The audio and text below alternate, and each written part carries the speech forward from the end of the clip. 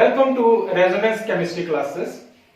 आज हम परफॉर्म करने जा रहे हैं कुछ एक्सपेरिमेंट्स और उनके पीछे की साइंस को समझने की कोशिश करेंगे। So keep watching this video till and.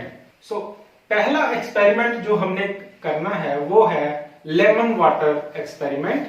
तो चलिए देखते हैं कैसे करेंगे उसको। इस ट्रिक को परफॉर्म करने के लिए हमें चाहिए 2 ग्लास पानी, 2 लेमन और कुछ नमक। हम जैसे ही लेमन को पानी में डालते हैं तो आप देख सकते हैं कि लेमन जो है बिल्कुल ग्लास के नीचे चले जाता है, ये डूब जाता है पानी में। अब दूसरे पानी में हम क्या करेंगे, थोड़ा सा नमक मिलाएंगे।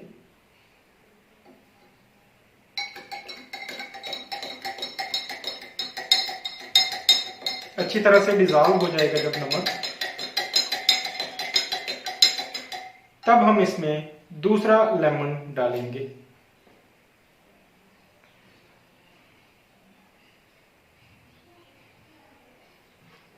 तो आप देख सकते हैं कि जिस पानी में हमने नमक डिजॉल्व किया था उसमें लेमन जो है वो तैरता है और जिसमें सॉल्ट नहीं है वहां पे लेमन नीचे चला जाता है।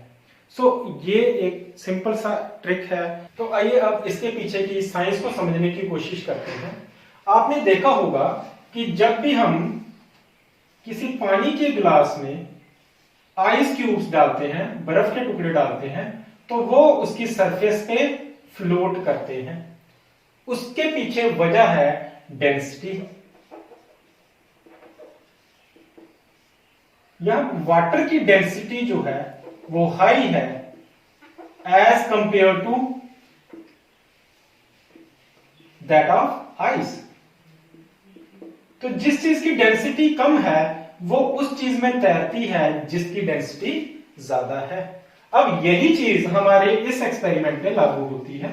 फर्स्ट केस में हमने जो ग्लास ऑफ वाटर लिया वो सिंपल वाटर था, कोई सॉल्ट नहीं, तो उसकी डेंसिटी लो थी as compared to the density of lemon.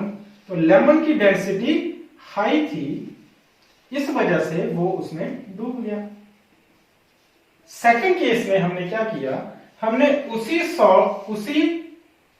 Water में सॉल्ट डिजॉल्व किया जिसकी वजह से उसकी डेंसिटी हाई हो गई as compare to lemon. Lemon की डेंसिटी उसके मुकाबले कम पड़ गई। अब लेमन की डेंसिटी कम है और वाटर की डेंसिटी ज्यादा है।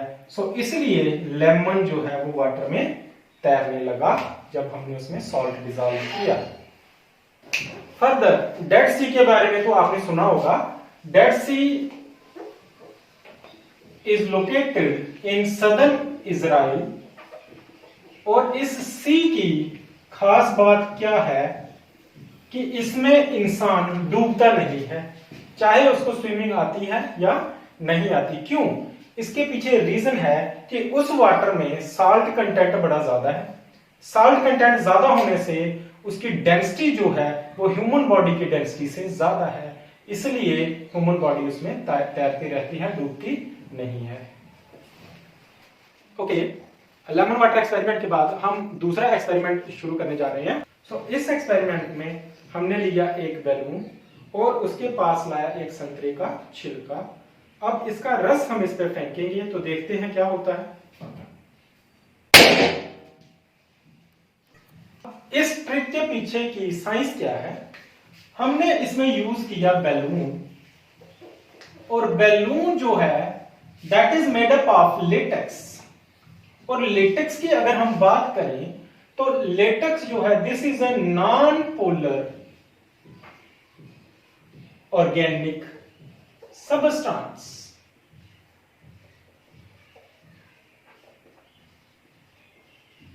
फर्दर आपका जो ऑरेंज पील है उसमें एक ऑर्गेनिक कंपाउंड है which is called as limonene. Limonene is also a non polar organic substance। तो ये नॉन पोलर लिमोनिन जो है वो सॉल्वेंट का काम करता है और इस लेटेक्स को डिसॉल्व करता है। हमने सॉल्युबिलिटी का एक रूल पढ़ा है, like dissolves like. According to this rule, polar substances get dissolved in polar solvents and non-polar substances get dissolved in non-polar solvents. तो लिमोनिन जो है वो काम करता है नॉन-पोलर सॉल्वेंट का और आपका जो लेटेक्स है वो काम करता है नॉन-पोलर ऑर्गेनिक सब्सटेंस का जो उसमें डिसॉल्व होती है। सो लिमोनिन के कांटेक्ट में आने पे लेटेक्स जो है उसकी कोरोजन हो जाती है सॉल्युबिलिटी की वजह से, जिस वजह से बैलून आपका फूट जाता है। ओके गाइस, हमारा जो नेक्स्ट एक्सपेरिमेंट है वो है ग्लास बर्नर एक्सपेरिमेंट, जिसके लिए आपको एक गिलास लेना है, एक परफ्यूम चाहिए और एक लाइटर की जरूरत आपको पड़ेगी। तो इस एक्सपेरिमेंट में आप गिलास में परफ्यूम स्प्रे करेंगे, फिर उसको एक स्पार्क देंगे,